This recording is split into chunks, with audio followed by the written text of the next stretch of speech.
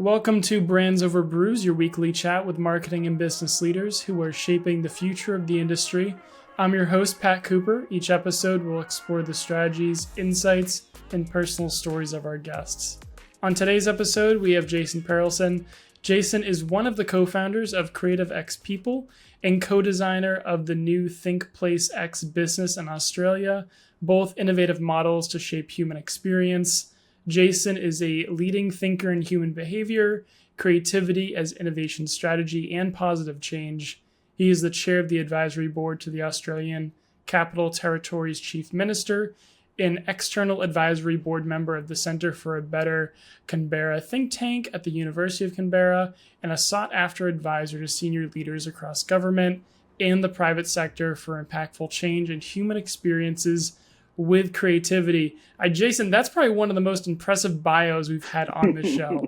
It's quite packed, and I'm loving it. Well, welcome to the show. It's great to have you here. Thanks, Ben. I really appreciate it. And it's all just entirely made up. Entirely. Well, to kick off our conversation today, hopefully some that isn't made up, what is your go-to brew? Oh, look, I think, I'm probably a little bit boring in as much as I'm a bit of a stereotype. So when it comes to being what's that, former, minor, current ad guy, I am a whiskey drinker. I do fall into that trap. Okay. That is my favorite drink. I cannot stand the taste of beer. It's just, I don't know. I've never landed on it. So whiskey's the thing for me. And then when it's not, when it's daytime and it's not appropriate to crack open a bottle of whiskey for morning. Just a good old basic coffee is good. A flat white, just a simple little oat milk to make it a little bit more interesting. But yeah, I'm a whiskey guy through and through, and I can get nerdy about it if you want to talk about the sort of the smoky end of the Lagavulins into the 18-year-olds, right through to your space sides, which are a sort of a smoother, easier drink. That's my go-to with a bit of ice. Stick in the spirits. Maybe a tequila with ice also, but yeah, that's my vibe. It's very specific, and I love it. I'm on the same page as you. I'm not a big beer drinker. I just don't love the taste. One of my friends got me into sour beers, so I've been Mm. experimenting with that a bit. I do like a good whiskey. I found the secret, which is these like candy whiskeys, so like caramel whiskey. So I've been Oh, in yeah, love yeah. with those. Of course, when you mix candy and alcohol together, that's always a great combination. But yeah, wow, that's I think that's a great go-to brew, maybe for the afternoon right now where I Yeah, am, yeah. but definitely in the morning, a nice as much as we all love to start our mornings off strong, definitely a nice hot coffee in the morning for sure. Well, Yeah, Jason, that's the Kickstarter. we started. That is the Kickstarter. A good hot coffee. I don't have anything with me right now, but I think that would be a go-to for keeping ourselves up for this show. Well, something that we initially talked about when we did this opening was that nothing exists, that everything is made up. And that's quite true, right? At a fundamental creativity level, everything is Yeah. completely made up. Words are made up. Processes are made up. Everything is as we make it. So, what does that mean to you, especially on a creative level?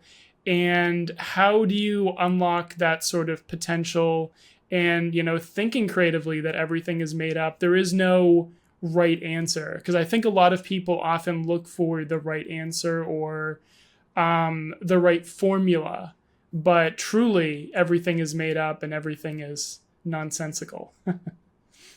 Yeah, no, you're absolutely right. And this is one of my biggest kind of drum beats that I hammer as much as I can, which is this: nothing exists and everything is made up. And I mean, I was facetious with the bio. The bio is actually real, although the titles and things are all generally made up as part of this process. But it was really about, and there was an aha moment for me a couple of years ago. I was reading the book by Yuval Noah Harari, it was *Sapiens*. And in it, he's talking about sort of human society and how society itself is shaped over time. And there was a key moment for me, which really just made me stop and think. And it's this idea that humanist society is built on shared fictions. So this idea of concept like money, like corporations, nations. They all exist because we agree they do. And these fictions, while they're intangible, they have shaped our entire world. So what happens when we start actually to question these constructs? Now, I don't for 1 minute propose we start to question all the constructs of society and rules, regulations, laws. I'm not proposing any kind of riotous coup d'etat feeling.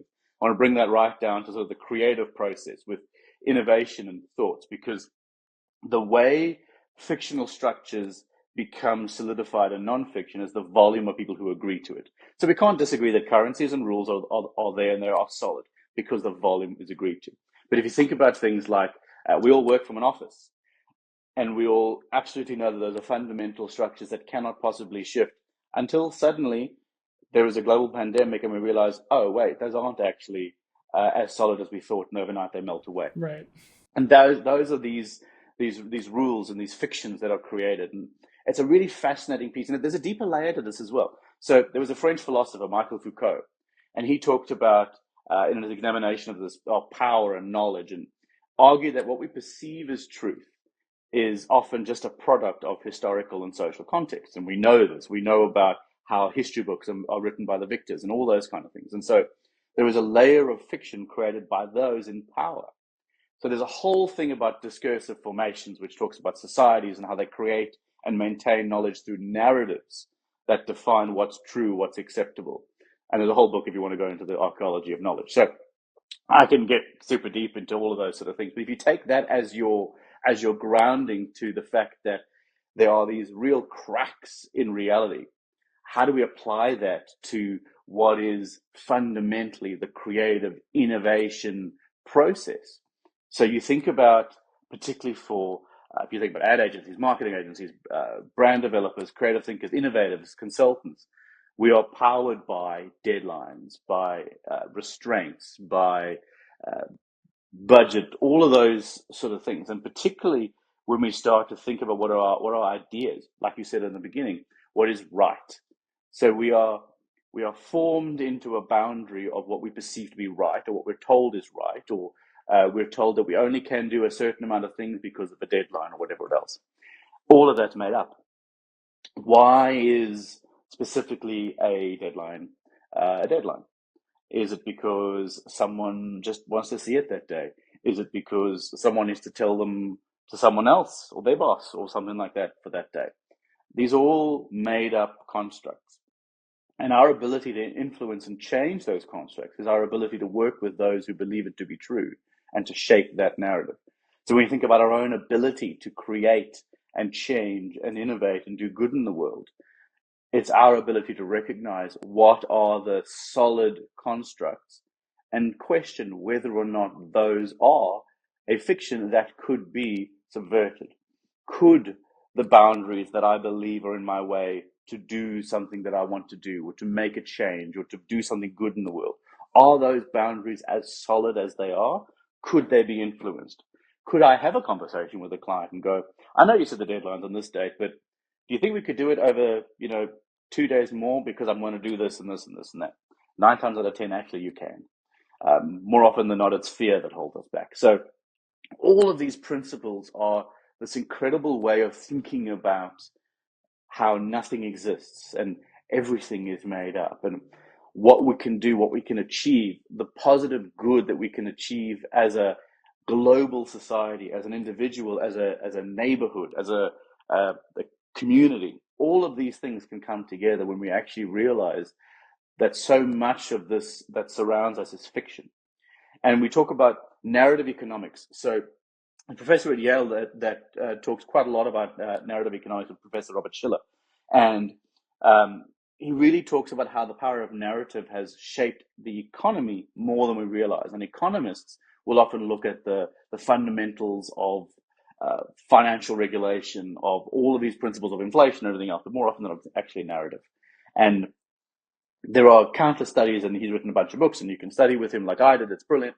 But the point is, they talk about how even the idea that the rise of house prices over time is a fundamental cause of supply and demand and the growth of the economy. And he proves that it's actually not. It's all narrative. It's this idea of the power of owning a house versus renting and how that changes. And he uses that by studying and looking at the trends over time of the rise of prices and the rise of the conversation and the narrative. And those are fascinating things because everything is shaped around story, which is fiction, which is made up.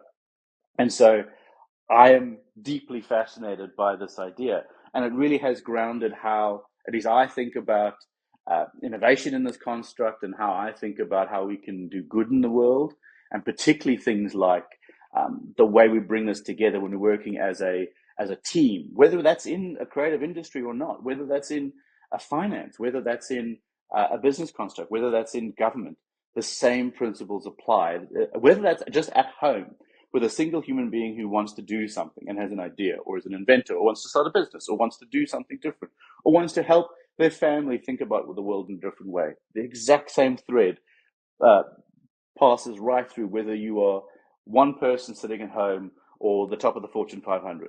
All the same principle around nothing exists and everything is made up. There's so many good nuggets in there. I think the biggest theme is value. Finding value in the purpose of whether it's I'm going to go into the office or I'm going to work remotely. What is the value of the time that you're spending contributing to that workplace? The value of a project timeline. Is it due today? Could we have it be due next week? It's finding the value in that, I think, output. And that's a really interesting concept, especially as you had talked about COVID. And what is the value of going into the office? I have a laptop. I can work from home. Really, the concept of the office was made up a very long time ago. Does it hold true to today? And that also has another recurring theme of time. You know, when you consider elements that are made up, formulas, structures that are put in place that are made up, I think time is the biggest theme where, hey, it may be important today, it may not be important tomorrow. So it's really interesting to consider both time and value. Whether, you know, you're on a marketing team, you're putting a certain inputs and outputs onto a project, or, you know, if you're just someone who has a family at home and has to deal with very different inputs and outputs. So that's really, really interesting. And to keep it on that theme of marketing, though, what do you think in terms of being on the theme of like nothing exists, everything is made up, that sort of upside down thinking? What do you think sparks that creatively on a team? Because not everyone thinks that way. And I think that's totally fine. Not everyone thinks that, you know, everything can just be, I don't want to say whimsical, but everything can just be, you know, made up. There isn't something that is like predetermined that you have to do. But I think it works especially well on a creative team. Yeah, you know, you're absolutely right. And there are levels of which you can influence the change through the idea of nothing exists and everything is made up. And that also comes, unfortunately, through power constructs. You know, there's certain levels within a corporation who can influence the leaders of the business to even think that way. So 100% in the marketing creative team, it is easier. And this idea of upside down thinking is the change of perspective. You know, it's the idea of looking at the problem in a different way. It's the idea of proposing the opposite of the problem. And there are real key techniques to tapping into what are those creative solutions that we might not have thought about. What are the ways in which we can innovate the ideas? What are the ways in which we can look at the problem in a different way? So the upside down thinking is a sort of a prompt to tilt your head, to look at it slightly differently. And there's a process called dialectical thinking, which is putting these sort of two things opposite each other. And so if you had a creative brief saying, I don't know, sell dog food. And, you know, there's a simple technique about the reverse brief. Don't sell dog food. Okay, so how might you not sell dog food? And if you can solve that, then flip the solution, and potentially there's a nugget in that as a way of coming at your original brief. And there's a number of techniques that play to this idea. And so there's a real key element for teams to be able to thrive in that uncomfortable, ambiguous, chaotic space.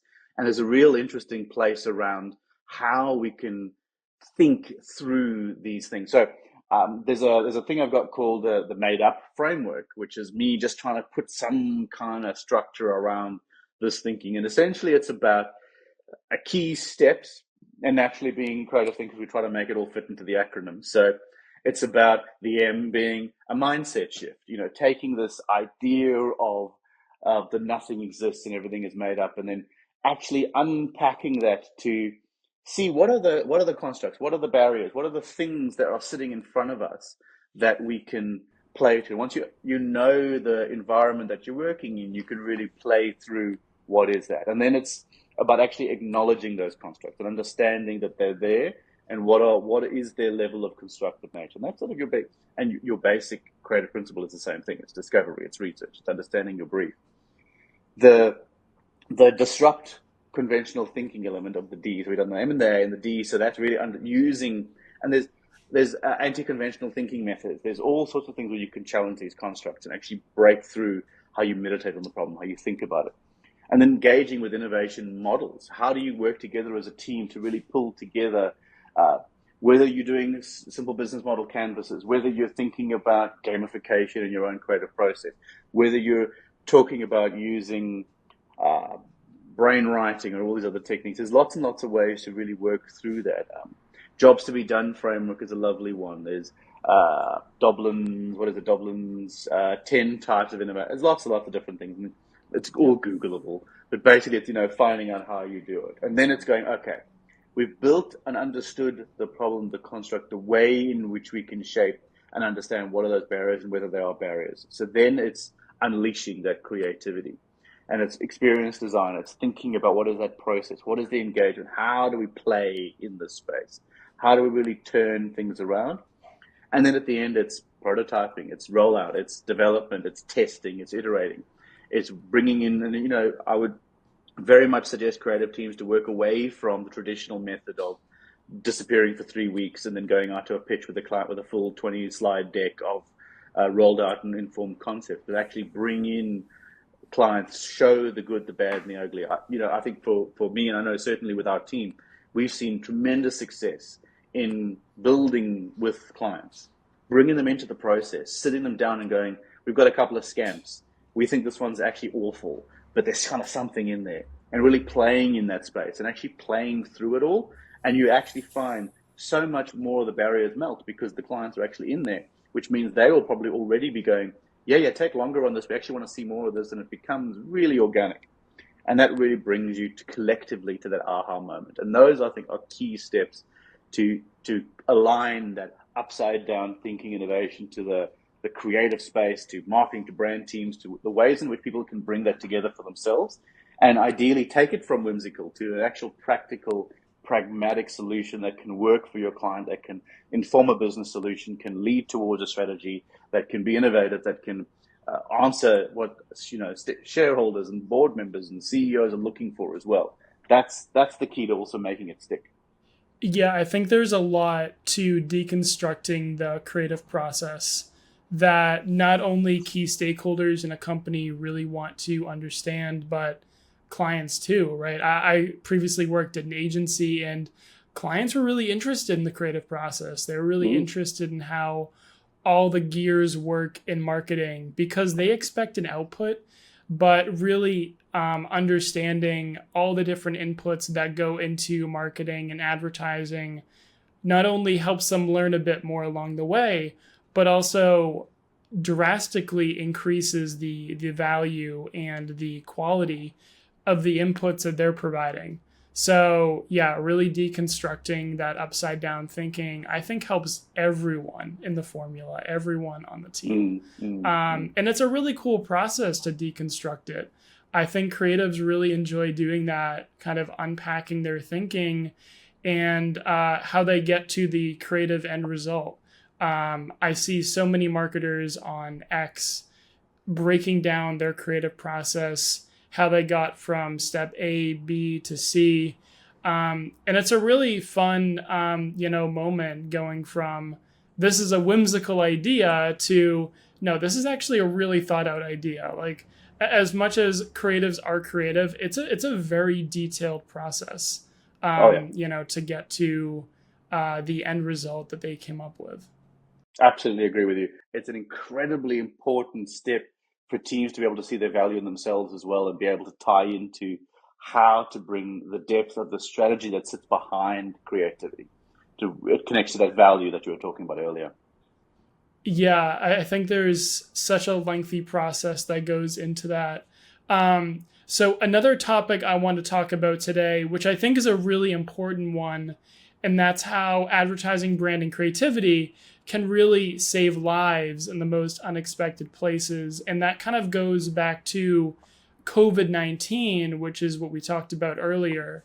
When I was working at a vacation rental startup, one of our projects during COVID was getting travel nurses into affordable units and making sure that they were taken care of while they were out there on the front lines and saving lives. And at times during COVID, further down the COVID journey, I would have marketing managers saying, you work in marketing, you're not saving lives, you're not, your job isn't that important. But I think at the same time, advertising, brand creativity, I think it's very important. Not only in the industry, but to the consumer, especially when you are engaging and interacting in different scenarios that have a real impact on necessary industries like healthcare. Absolutely right. And I think you've hit the nail on the head in terms of the general experiences. Work in advertising, you don't necessarily save lives, you're just here to sell products, which is true sometimes. Yeah. But there also is the follow-up question of, well, why couldn't we? Because you're absolutely right. The techniques, the way in which advertising is created, marketing, creativity is built, it's a way of engaging with humanity. It's a way of creating emotional design, creating an experience. And those are right back to what we talked about in the beginning. Those are the fundamental constructs of society, the way stories are shaped, the way societies have been built through storytelling, through narrative, through connection, through resonance. Now, absolutely, you can go out there and sell dog food, and that's perfectly wonderful, and dogs appreciate it. But there is also a place for social good and for positivity and for saving lives. And it is one of the things that I'm absolutely passionate about is that how we can use these techniques for good. And exactly in times of COVID, the messaging and all of that's important. It's a way of communicating with people, but there are ways to also influence the change, influence positivity through behavioral science, through the techniques to actually do fundamental good by applying the principles of this nothing exists and everything is made up. I can even give you a couple of examples where we've been able to play in spaces like that. We never would have thought would have never in my career. And we found ourselves working often with the Department of Defense. And we were thinking, oh, that's a bit of a weird space to play. And we've ended up going and finding incredibly fulfilling work where we've got creatives who've done work which have NATO numbers and are official gear now for the various units within either Army, Navy, or Air Force, depending on the ones that are using it at the time, which are actually built to save lives in foreign countries where language barriers exist, where people are fearful, where hugely traumatic things have happened with, a chemical factory could have exploded, all sorts of weird, horrible things, and then, teams have been brought in to save lives and of civilians. And what happened was that, obviously, these are the things that I don't really talk to you about much of it, but the basic idea is that, we were working with them anyway, and they came to us and talked to us and said, we kind of want to do something here. We know we need to. It's going to solve a lot of issues. We just don't know how to. And it was creativity that could step in. It was the techniques of brand, of advertising, of communication, of marketing that could step in. And while our end product wasn't necessarily a campaign or things, we were using that mindset of, well, how do we connect with people? How do we make them feel safe in a traumatic moment? How do we help them understand what they need to do and what's going to happen when they aren't able to understand the language of the person saying it? How do we make it feel all of these things and to show them what to do, and how do we connect with that, and how do we do it in a way that meets all of these other pieces and constraints that we need to do in terms of its industrial design, in terms of its product design. And all of that is out there and doing stuff. And we've done a couple of different things like that. And even with Australia's support with in the Ukraine, when we were sending over a whole bunch of gear, it was us actually that got the phone call to say, "Hey, can you help us? We want to send a message to the people of Ukraine, and can we do something on these Bushmasters?" And then we did a whole thing over. Basically, it was, I think, a period of 12 hours where we just had to very, very quickly get stuff, figure out how to do it. Very much the same thought process as the other example I just used, of all these, weird things where I'm talking around in circles, not giving you really much useful information. But the point being is, it was also thinking about, how do we create something that's impactful? How do we get it in a way that we can't print, we can't develop, we can't do any production? It's got to be on an airport in the Ukraine in sort of 24 hours, where some logistician in a uniform can do something with it, with maybe, I don't know, chalk, spray paint, who knows what they've got over there. Okay, great, let's figure that out. We'll work with all the various seniors and chiefs and jazz. Okay, great, got it. And we did. It was awesome. And because you're geared for that thinking, because you're geared for being able to play in those spaces, it's incredibly fulfilling to look back and go, we have done good. We may not have saved lives. We haven't physically saved lives, but maybe our stuff has helped others to do something. And the ability for advertising, for creativity, for brand, for marketing, for all of those strategies to play a positive space is so much more than what people think about when it's, oh yeah, you're selling me a car or you're doing all that. It is so much more. It is about a fundamental thread of human society. Completely agree there. And it's amazing to hear some of the incredible work that you've been doing over the years, especially with, horrible situations like that, right? As marketers, it's the way I think of it. It's less of selling products, selling services. It's more about solving problems, dealing with situational awareness, and finding the right solution. A few industries that I think that I've worked in, I've contributed some to, and that are incredibly important for marketers to really be invested in are, the necessities that consumers feel, or they invest in, or they deal with on a daily basis. So that's properties, real estate.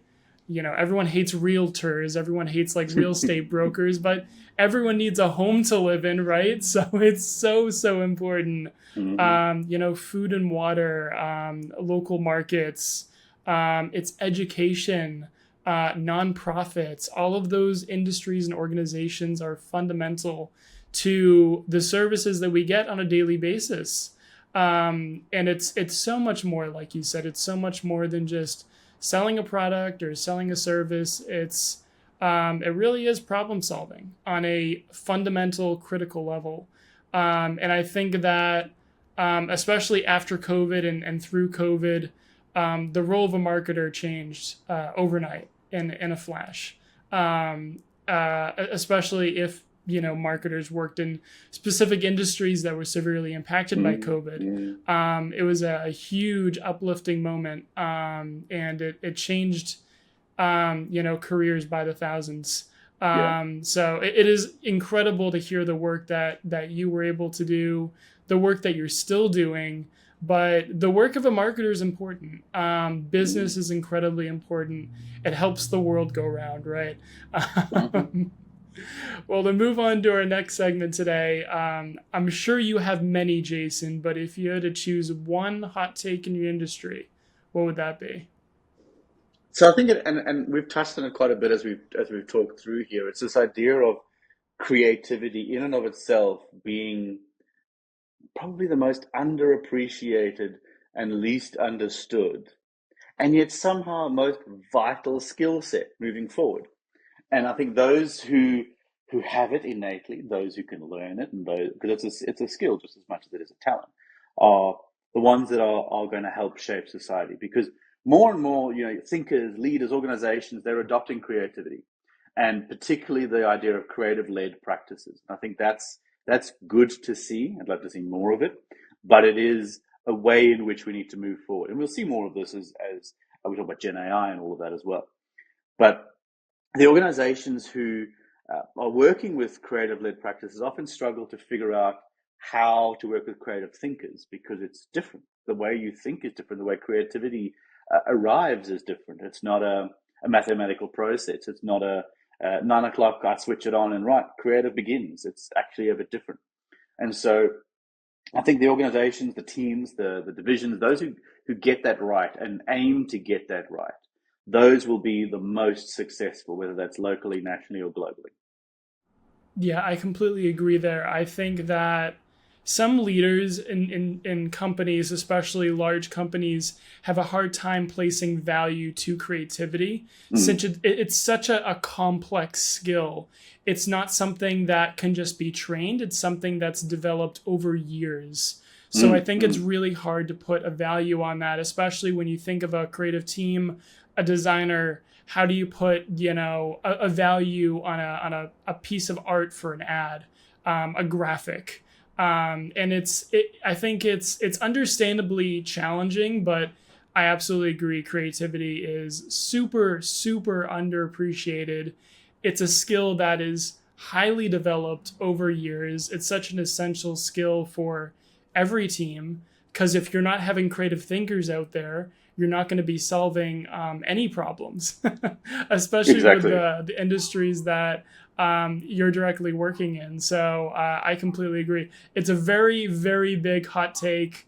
I think creativity is a really interesting topic these days, especially with generative AI and automation. It's kind of sucking the creativity out of the world. But in previous episodes, we have talked about, if you're not putting creativity into those tools, into that software, you're just going to get the same regurgitated content and nothing new is going to be created. And you're going to be looking at a really, really dull world. So I completely agree there. And to wrap up today, what is one takeaway you want listeners to leave with? Well, I think it's building on exactly what you said. It's this idea that good enough isn't. Whether you're in marketing, whether you're in a creative agency, work in brand, or you're in innovation or strategy in a business, the potential to be groundbreaking actually lies quite a number of horizons ahead of where you think it might. And that's a key thing. But when you tap into this idea of the fiction of the barriers ahead of you, you can really make magic. So when you learn how to make magic in a way that also works within the context of an organization, within the context of the brand foundations or the audience needs or the environment in which you're operating, when you can combine all of those pieces, you are geared to move mountains. And I would love to see more and more realize their opportunity and their potential to move those mountains. Yeah, we need a lot more mountains moved, especially in this age of AI. Absolutely. Before we end the show today, where can people find you? What are you working on? Where can people follow you online? The easiest thing is, look, there's my website, thatginger.au. Google me as well. And it's the good old favorite. LinkedIn is probably easiest. Literally Jason Perelson. Pretty much all my usernames are just incredibly boring. It's just my name, so it's all very easy to Google. Simple enough to find. I love it. Well, Jason, it was great having you on the show. Thank you so much. Thanks, Pat. Appreciate it. Thank you for listening to this week's episode of Brands Over Brews. If you enjoyed today's episode, subscribe and leave a review. Your feedback means the world to me and it helps others discover the show. If you're interested in joining the show as a guest or want to become one of our valued partners, visit brandsoverbrews.com/contact. If you have any thoughts, questions, or want to connect, you can reach out to me on X at Pat B. Cooper. See you next time.